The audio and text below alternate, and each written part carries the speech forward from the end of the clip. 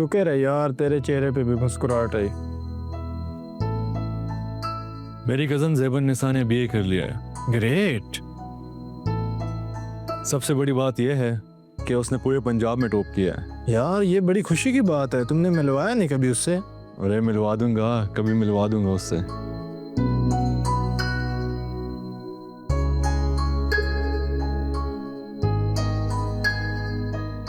ओ भाई कहाँ खो गया?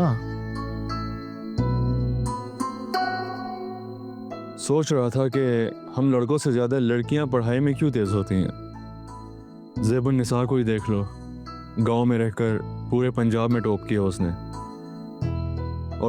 और हम लड़के मोहब्बत में उलझे ये भी भूल जाते हैं एग्जाम सर पे हैं। ओ देवदास निकल आओ मोहब्बत की दलदल से, एग्जाम की तैयारी करो। ठीक कह रहा है यार तू, मगर क्या करूं, वो मेरे जहन से निकलती ही नहीं है।